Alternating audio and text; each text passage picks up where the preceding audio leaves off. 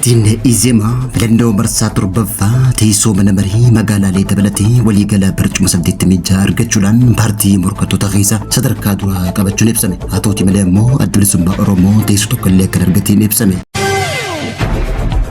Poolisiin magaalaa Finfinneedhaa lammiilee biyya Paakistaan 3 namoota biyya alaarraa daawwannaaf Itoophiyaa dhufan booji'uudhaan qarshii miiliyoona 15 gaafatan jedhee to'achuu ibse. Ministeeronni Haajaalaa biyya Masrii, Turkii, Paakistaan fi Suudi Arabiyaa dhimma nageenya naannawaa Baajii Duguleessa irratti marii taasisuun dhaga'an.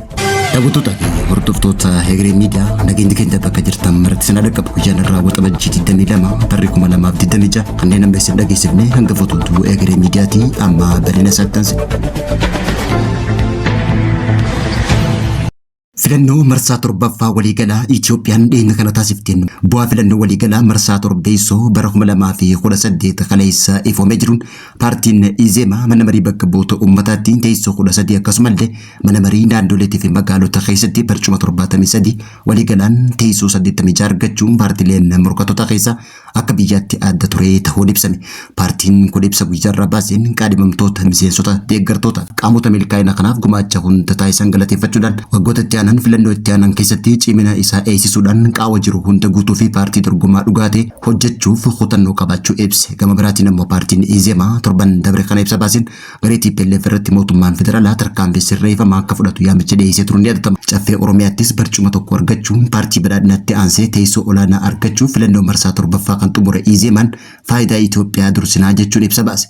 Bara 2026 paartiin haqaaf hawaasummaa lammiilee Itoophiyaa kajuu Izemaan filannoo waliigalaa marsaa torbaffaa Itoophiyaa keessatti cabsa 24 bara 2018 taasifamte irratti gammachuu qabaachuu ibsuudhaan faayidaa biyyaalessaa Itoophiyaa irratti humnoota Itoophiyaa tumsan hunda waliin hojjechuuf qophii ta'uu beeksise. Paartiin kun ibsa guyyaarraa baaseenis filannoowwan waliigalaa torbaffaa gufuuwwan adda addaa keessa dabruun karaa nagaan xumuramuu isaatiin gammachuu qabaachuu beeksise. Akka ibsa paartii Izemaatti teessoon mana marii bakka bu'oota uummataa 13 akkasumallee teessoo mana marii naannoleetii fi magaalota dabalatee 73 argachuun walumaa galatti teessoo 86 argachuu isaatis paartiin kun gammachuu qabaachuu beeksise. Paartiin qaadhimamtoota miseensota deeggartoota fi qaamolee adeemsa filannoo keessatti hirmaachuun bu'aa kana galmaan ga'uuf gumaacha taasisan hunda galateeffachuus irra deebi'ee mirkaneesse. Haa ta'uutii malee ammoo Adda Bilisummaa Oromoo ABO'n teessoo tokkollee kan argatiin ta'uu ibsame.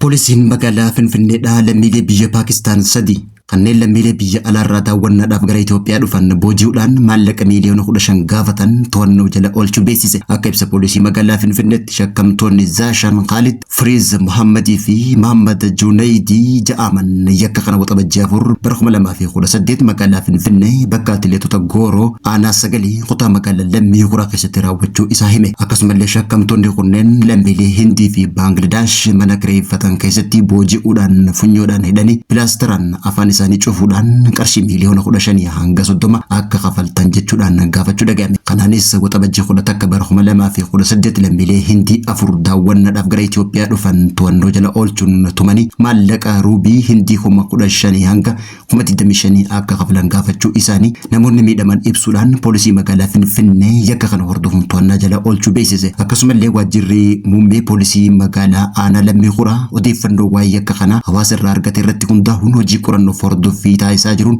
ajaja barbaachisaa mana murtii argachuun qorannoo taasisuudhaan shakkamtoota kana to'annaa jala oolchullee beeksise. Ministeeronni dhimma alaa biyya Masrii, Turkii, Paakistaan fi Suudi Arabiyaadhaa dhimma nageenya Baajii Duguleessaa ilaalchisee marii wajjin taasisanii jiraachuun ibsame. Ministeeronni dhimma alaa biyya Masrii, Paakistaan, Turkii fi Suudi Arabiyaadhaa magaalaa biyya Masrii Kaayirootti wal gahuudhaan haala naannoo fi dhimmoota nageenyaaf tasgabbii waliin wal qabatan irratti marii taasisanii jiraachuun ibsame. Mariin isaanii tunis qaama naannoo waliigaltee Ameerikaa fi Iraan jidduutti walitti bu'iinsa kana dhaabuuf mallattoo hojiirra oolchuuf deeggarsa taasisuullee beeksisan. Waliigaltee dhukaasa dhaabuu kun marii sadarkaa olaanaa Ameerikaa fi Iraan jidduutti biyya Siwiizerlaanditti taasifamte booda mallattaa'een booda biyyoonni kunneen haala nageenyaa gara fuulduraattis marii taasisuudhaan waliigaltee ammaa kana kan deeggaran ta'uu beeksisan.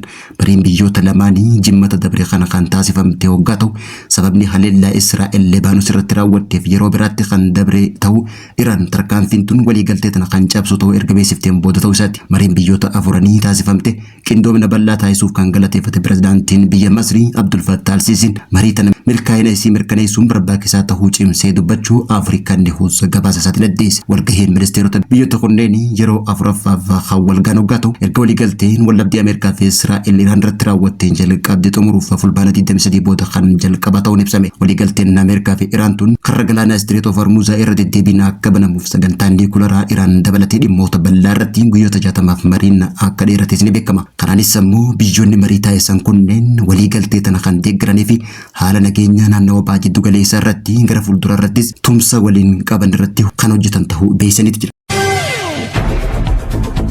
Daandiin xayyaara Itoophiyaadhaa guyyaarraa xayyaara haarawaa moodela haarawaa galche kan maqaan isaa DHC-6 Win Outer Classic 300 GE jedhu yeroo jalqabaatiif barsiisee jiraachuu beeksise. Daandiin qilleensa Itoophiyaa xayyaara ammayyaa DHC-6 Win Outer Classic 300 G kan jedhamu kan jalqaba dhaabbata oomisha xiyyaara Kanaadaa De Havilland irraa ajajamee ifatti kan fudhate ta'ullee mirkaneesse.